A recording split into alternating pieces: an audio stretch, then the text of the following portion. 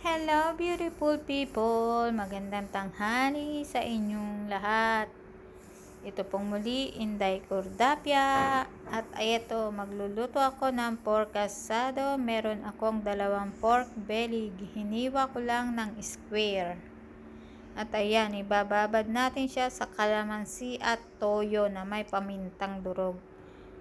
Take note, kalamansi from Philippines.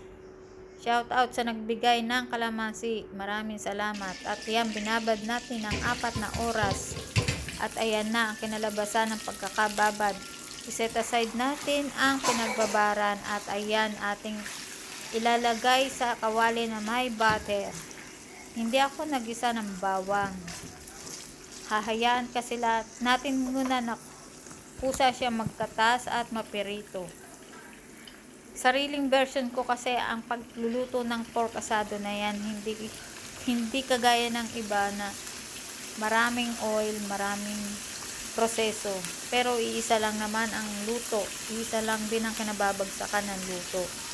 Ako, yan na yung paraan ko ng pagluluto ng pork asado. Mabilis at hindi mamantika. Diyan sa ginawa kong proseso guys, less oil halos yan kasi butter lang ang ginamit ko. At ayan, nilagay ko na rin ang bawang. Ang bawang ay 1 ulo ang nilagay ko dyan. Binikdik ko at ginayat ko ng maliliit. At hahayaan din natin mapirito na kasama ng baboy. Kasi ang baboy kailangan niya medyo napipirito. At mag-additional din tayo ng sibuyas. Ayan ang sibuyas. Hiniwa ko lang din ng normal na hiwa. Ayan na. Atin ding isasama na rin sa baboy hanggang sa maluto ang sibuyas.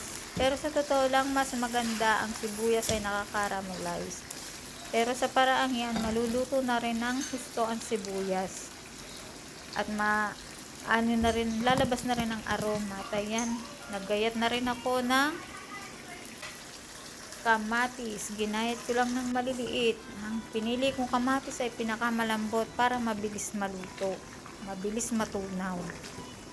At siya nga pala guys, sa paraang yan, nilagay ko na rin ang pinagbabaran. Hindi ko na lang nakuna ng video at nilagyan ko na rin ng konting tomato sauce.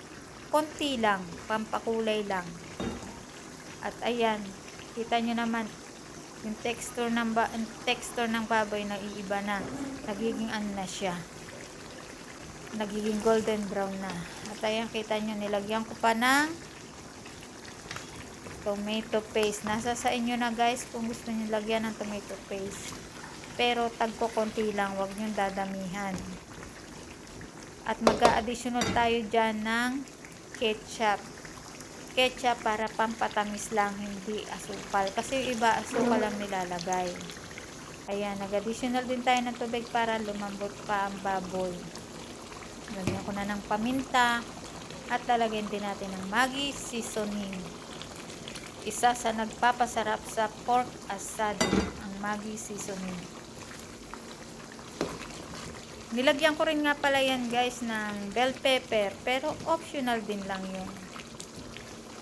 Pampadagdag lasa kasi ang bell pepper at pampabango. At ayan, hahantay na lang natin guys na lumambot siya at medyo matuyuan ng konti ang sabaw niya. At ayan, ang laurel, nilagay na rin natin. Hayaan lang natin yan guys. At halos malambot na rin yan. Hintayin na lang natin maiga-iga ng konti ang sabaw niya. Kita nyo, hindi siya nag-oily, diba? Hindi kagaya ng iba na pipirituhin muna, tapos pakukuluan, tapos kaya ang oil andoon. Kita nyo na lulutak yung oil sa ibabaw ng baboy. So halos ayan guys, tapos na rin tayo.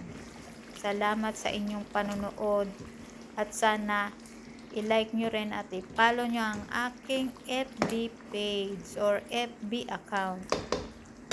Like and share. Maraming salamat sa panonood. Bye!